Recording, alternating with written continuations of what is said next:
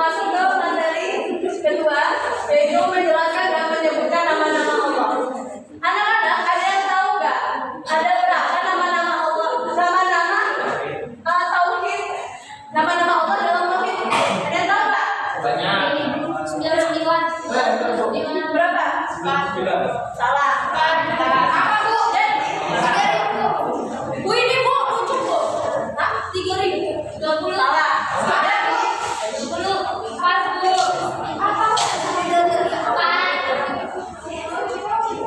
Nama-nama ilmu kuat, ilmu tauhid. Ada yang tahu nggak? 5.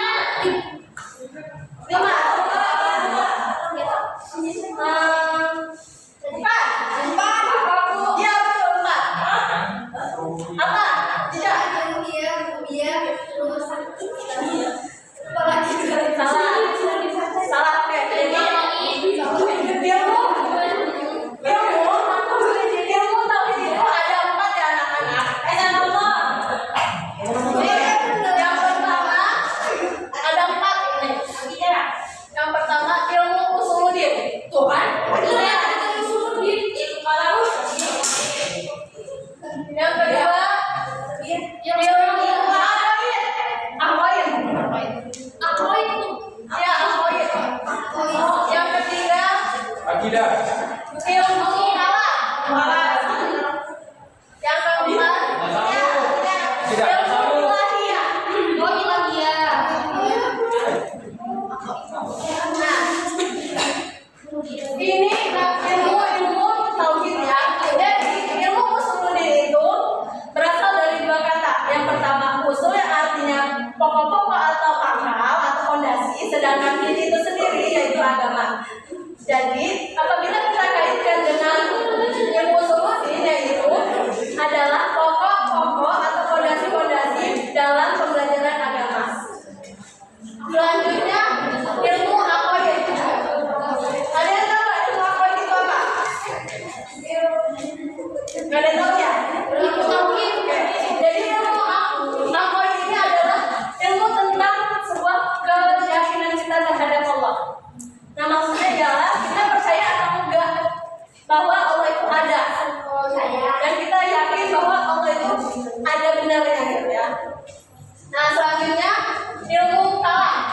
Nah ilmu kalam ini ialah ilmu yang membahas tentang pokok-pokok keimanan akidah yang berdasarkan tentang zat, terus sifat, terus hubungan alam gitu, dengan adanya sebuah akal berdasarkan landasan wahyu.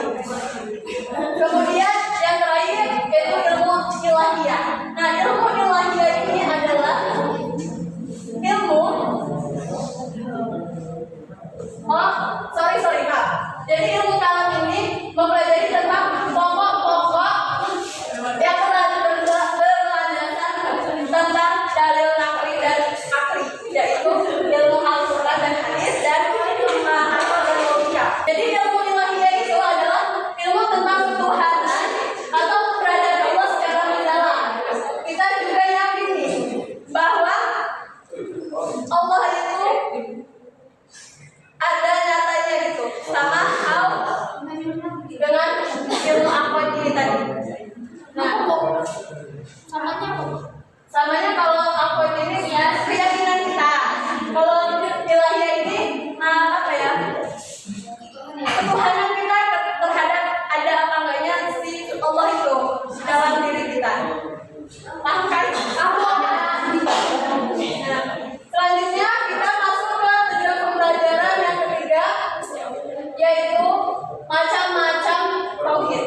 Jadi macam-macam tauhid itu yang pertama tauhid yang berdasarkan ketuhanan, yaitu kita percaya dan yakin bahwa Allah itu selalu ada dalam diri kita dan kita selalu meminta pertolongan kepada dirinya gitu. Kita memohon ampunan, meminta rezeki itu hanya kepada Allah Subhanahu wa taala. Kedua, tauhid tentang kekuasaan. Yang dimana kita percaya bahwa Allah itu memiliki kekuasaan, memiliki penciptaan gitu dalam dunia ini. tidak ada yang bisa menggantikan kekuasaan Allah Subhanahu wa taala dalam alam semesta.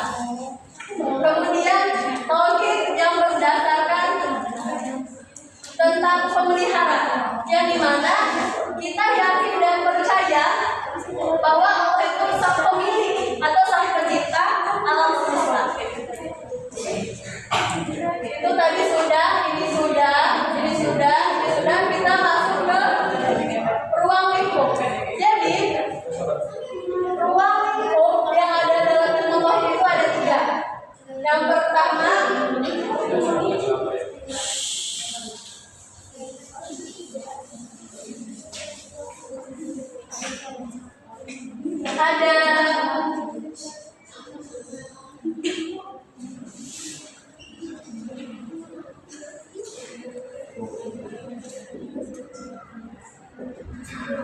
pertama ada ma'rifat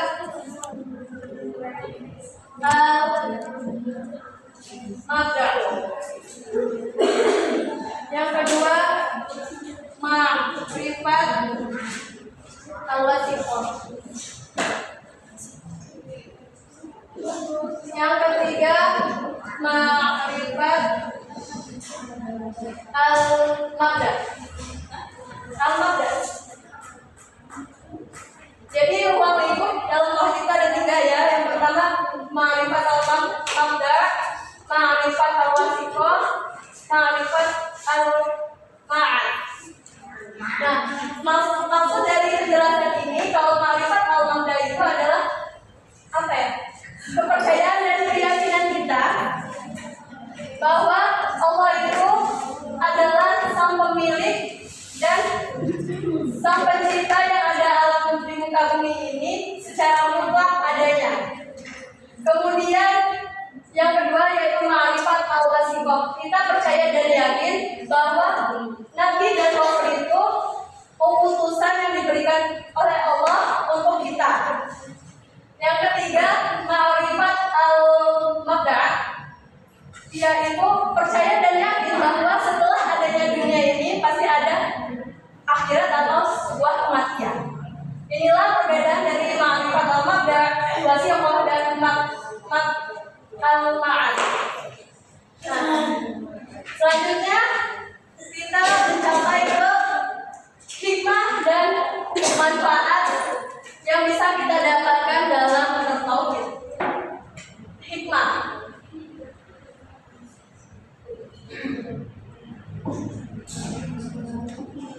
Yang pertama, apabila kita berhikmah dan bertauhid, pastinya kita akan merasa percaya diri.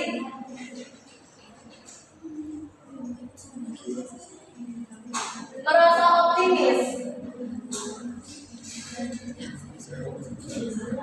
Dan kita selalu beranggapan baik terhadap Allah. Yang kedua, hikmahnya yaitu kita tidak mudah tertipu. Tidak mudah tertipu. Dan yang ketiga hikmahnya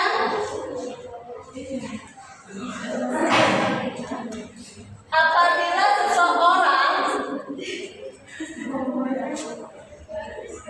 bertauhid,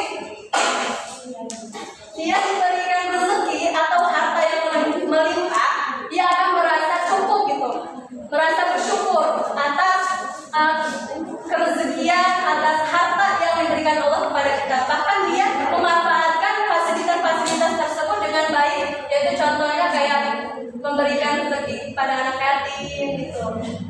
Selanjutnya hikmah yang bisa kita dapatkan ialah kita tidak merasa gelisah, kita selalu tenteram, selalu nyaman gitu. Apabila kita selalu menaati perintah-perintahnya Allah. Nah, mungkin itu hikmah dari bertauhid. Yang terakhir yaitu bahaya tidak bertauhid. Nah, untuk bahaya tidak bertauhid ini adalah kebalikan dari hikmah. Kalau hikmah, dia merasa percaya diri dan optimis. Sedangkan kalau kita tidak bertauhid, kita merasa tidak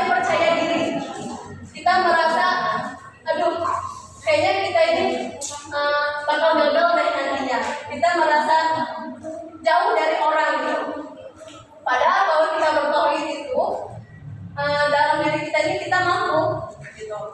Selanjutnya, apabila kita tidak bertauhid, itu kebalikan dari hikmah, ya adalah mudah tertipu. Jadi kalau kita tidak bertauhid itu akan merasa ditipu orang, gitu. Karena kita nggak ada amalan apapun gitu kan. Disuruh sholat nggak mau, disuruh ngaji nggak mau, gitu. Jadi nggak ada bekal dalam hidup dia. Gitu. Ya kebalikan. Kemudian bahaya bila kita tidak bertauhid, kita akan merasa resah, gelisah, terus ada was-was dalam diri kita. Kenapa sih dia itu punya bakat, kita enggak gitu. Kemudian bahaya kita bila tidak bertauhid, kita akan merasa sombong gitu. Kita merasa bahwa diri kita ini punya segalanya gitu daripada yang lain. Nah, mungkin itu pemaparan yang bisa ibu sampaikan kepada kalian. Nah, ibu ingin bertanya nih kepada beberapa orang. Ayo siap. Ya udah deh, ibu juga ya. Sebelah sini, sebelah situ ya. Yang cowoknya Andri, terus Novita, sama ada berapa sini boleh Pak? Iya, nggak apa-apa kan ditunjuk. Ayo tiga orang yang sudah ibu sebutkan tadi maju cepat. Ayo tunjuk tiga orang. Jadi ibu mau nanya nih sama agama Novita, ke video. Nih, ibu mau bertanya, tadi kamu memperhatikan nggak? Ya udah deh, yang bertanya. Pengertian dari software itu apa? Terus apa lagi? Cuma mengesahkan apa? Iya bos, jadi saya juga. Terus Yandri, sebutin macam ilmu tauhid dan dua ilmunya apa aja? Itu apa itu?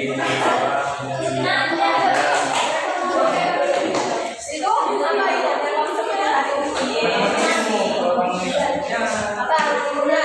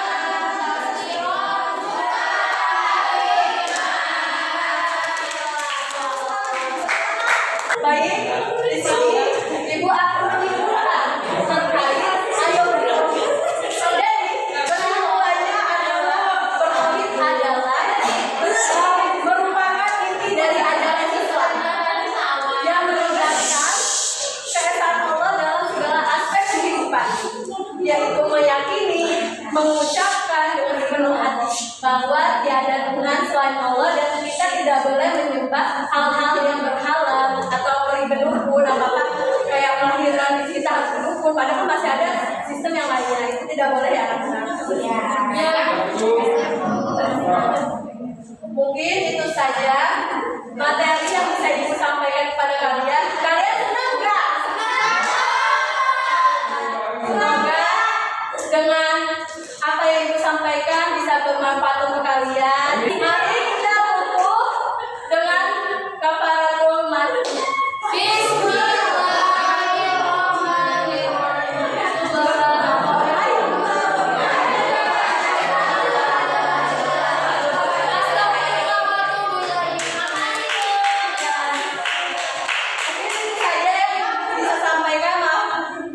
Maaf apabila ada kesalahan dari kata ibu